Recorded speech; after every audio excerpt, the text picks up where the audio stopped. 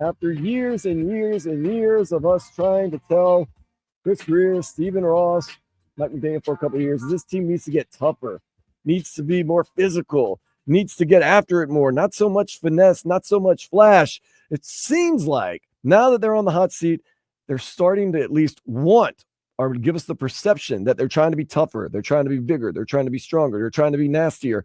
But are they really doing that? And you just got to kind of look at what's going on this offseason in the free agency and kind of wonder, are we getting tougher? Are we getting stronger? Are we getting more physical? One of the big splashes this offseason has been quarterback Zach Wilson from the Broncos. I don't know how you can be tougher at a quarterback position, but I don't think that's really, one of the things that you get. I talked to Pharaoh Brown, tight end from the Seahawks. His main goal, he said, is to be the number one blocking tight end in the league, meaning that he probably got the message this team needs to get a little more physical. We got Willie Gay in from the Saints, who used to play with the Kansas City Chiefs, who's won a couple of championships. Does he move the needle for you, Vlad? He had an off year with the Saints last year, but he had some good years with Kansas City. Does that, as a linebacker, make you feel a little more confident this team's getting physical and wants to be mean? I mean, I like the fact that he played for the Chiefs. He won 2 titles with them. Obviously, he went to get a bag. Didn't work out with New Orleans. Nobody knows what's going on with New Orleans. Fortunately, your team, your hometown team, the black cards, they're not allowing you to pay the monthly interest. The basic minimum. They're not allowing you to do that anymore. So now the bill is due. Mm-hmm. But he's coming to Miami, fresh start, and probably he's a guy that could help get that narrative about the Dolphins off. You know what I'm saying? He's a physical linebacker. Yeah, that's very physical linebacker. That's physical linebacker. So maybe trying to take that. We all know that there is a perception about the Dolphins that they're SAWFT soft. Or they play what's the word I'm looking for? Finesse. That's the one.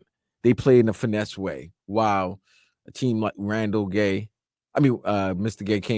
Willie Gay came from Kansas City and played in the cold, played tough, played in a tough defense with Spags. So maybe they are trying to change that narrative, but there's a lot of narratives with the general manager that needs to be changed before certain players that they acquired can change the narrative about the team. What about a guy you probably know a little bit more than I do about, Ashton Davis, a safety from the Jets? I love our hand-me-downs. Does he make this team more physical? Does he make this team less finesse? No, he's a solid player that's probably going to make some plays for you on special teams. And, if you need him to make some plays, as a substitution or fill-in, he can do that. But as far as like changing like a tone setter or anything like that, like one of that, no, not at all. A new receiver from the Titans comes in, Nick Westbrook-Ekine. He's had some good plays here and there. He talked about how he wants to block and be a receiver. I was listening to his introduction interview with the team. He kind of made it a point too that he needs to get out there and block, and he looks forward to blocking, and he's kind of got that big body. I think that's part of the way that Miami's trying to change the narrative. He's one of those guys, right, that they're trying to get in there to kind of stomp a little bit, do a little more stomping. I don't know if he's there to do a little bit more stomping. I just think he's just there to fill out some areas of needs. Last year, that was Odell, and you signed him, and I told you guys were getting fleeced because you basically purchased a broke jalopy. So you have a guy who's played in the league for, I think, for 5 seasons now, maybe 4 or 5 seasons, 6, and he's a commendable, respectable player that he can whatever you need, he can fill, and that's basically it. But we all know the ball's going to go to 3 people. But when it goes to passing, it's going to go to Tyreek, Jalen Waddle, and Jonnu Smith, and Devon Achane is the fourth one. It's a fourth option as well. But can Westbrook-Ekine be a viable third option, wide receiver number 3? Yeah, possibly. So you lose Jeff Wilson Jr., but you gain Alexander Madison, a running back from the Raiders. He is a ground and pound guy. He's a Mr. That's cool. 2 yards, 3 yards in a cloud of dust. But I want to see. I don't see any improvement there. I don't, and he might not even make the squad because I really. First of all, this is a great draft for running backs, And second of all, you got a guy that I want to see run the ball a little bit more in to help Devon A-Chain, and that's Jalen Wright. Mm-hmm. Like, that's a big bruiser. That's the big back that you got. He's the guy that needs to, when it comes December and January, when the weather gets cold and you have to go to Buffalo, you have to go to New England, you got to go to New York, you may have to go to Baltimore, Pittsburgh, Kansas City. If you make the playoffs, he's the guy. That's the guy that you need to run between the tackles, milk the clock, save two on the offense from always having to throw the ball all the time, keep the defense on the sideline. Yeah, but all of that really starts with shoring up your offensive line and your defensive line. I'm not sold on James Daniels yet. A lot of people saying, oh, no, he's going to be fine. He's coming off that Achilles injury. He's expected to be okay. But now what are we doing? Get another injury-prone player to try to fill out the offensive line and hope they don't get hurt? Does he bring some physicality? Does he bring some size? Sure. But once again, we're taking a guy that's coming off an Achilles. We talked about this, Vlad. What are you trying to do? Change the narrative. We don't get hurt. We're more physical. We're stronger. You go out there and you get a guy who's already hurt and hasn't played in basically a year. I don't know. I don't know how I feel about that one. We'll see. If he plays great, he'll be our guy. And then, of course, punter Ryan Stonehouse. Well, I mean, whatever. They do what they do. Also, can't forget about right tackle from the Bears, Larry Borom. He has joined the team on a $2.5 million contract, all guaranteed. I mean, it's an effort, but Vlad, it's like, I'm going to cook you a really good meal, but I'm going to go do all my shopping I'm trying to think of somewhere that's like, not the greatest of, places to buy groceries at. Let's just say, I'm going to cook you a really good meal, but I'm going to go and I'm going to use this term, the Dollar Tree, and get items to cook with. You're probably going to be like, well, I mean, how are you going to cook a fancy good meal if you're not going to like the farmer's market? First of all, I'm going to look at you like, yo, what I look. You're going to get a bad meal. You're going to get some cereal. What do you think of? What do you think of me? Like, you really? You're going to get some cereal. Dollar Tree. You're going to get some wafers. You're going to get maybe some cans of beans that I heat up. You could have Uber Eated. You could have Uber Eats me a meal. Well, that's what I'm saying. And we talked about this throughout the week. It's like, you're making an effort, but could have fooled me. It's like Bud, I'm gonna make you a meal from Dollar Tree. So what? I go buy a couple of cans of beans, heat them up. I buy some vanilla wafers, give them to you as dessert. Like, is that kind of what the Dolphins are doing right now? Like, they're making an effort, but it's just not enough. So the draft is your hope, right? You got 10 draft picks coming up.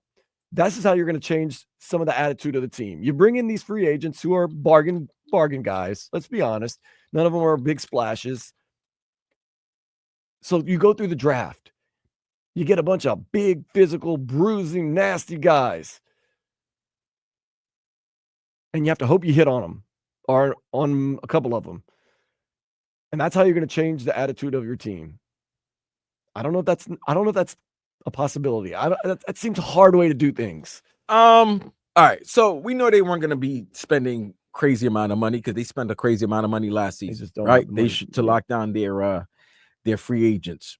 So the moves that they made were decent. It's not like they were bad moves. From now, it looks decent, right? But are they the moves that are going to put you over the top? No, absolutely. If you think that these moves, those names that I just threw out, are names that are going to help you to a double-digit win season? No.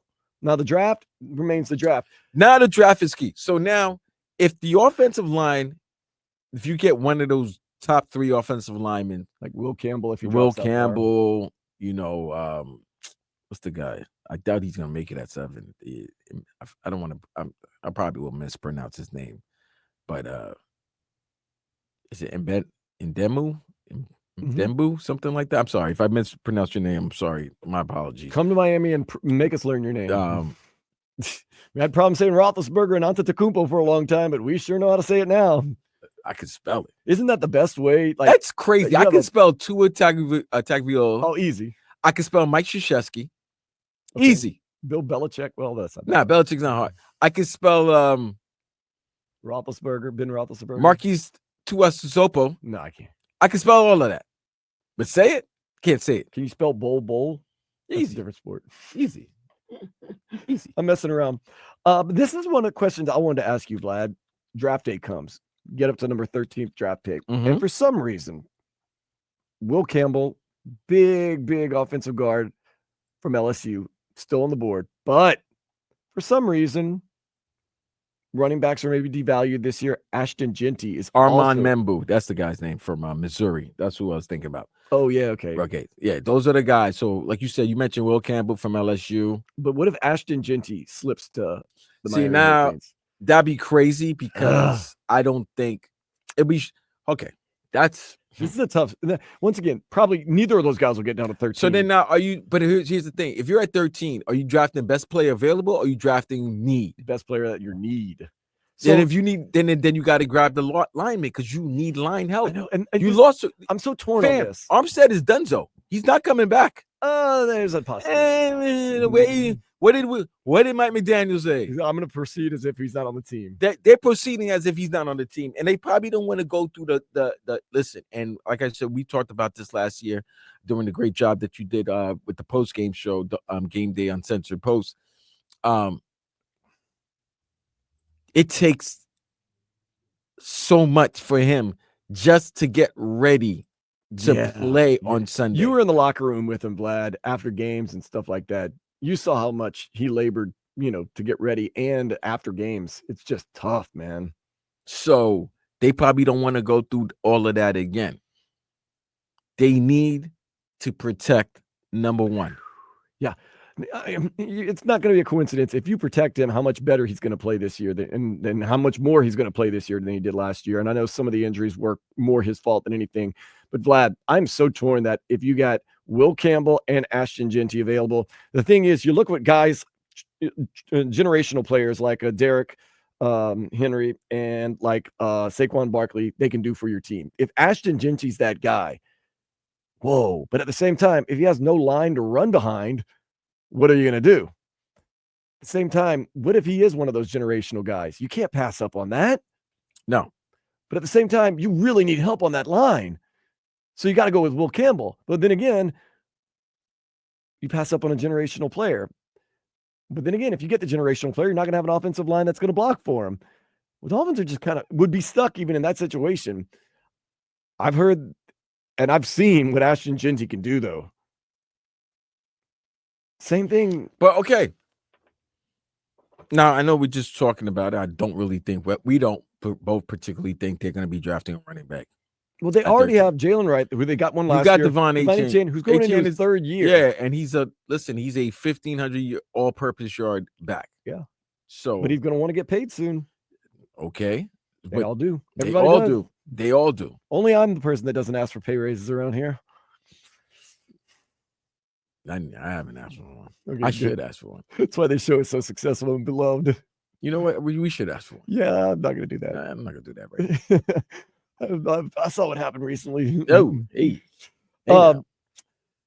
Man, as I talk through this, and Omar Kelly has a great article in the Miami Herald about, like, if Ashton Genty falls for some reason to 13, the Dolphins would be crazy not to take him. But if Will Campbell is still available, are you taking BPA or MN?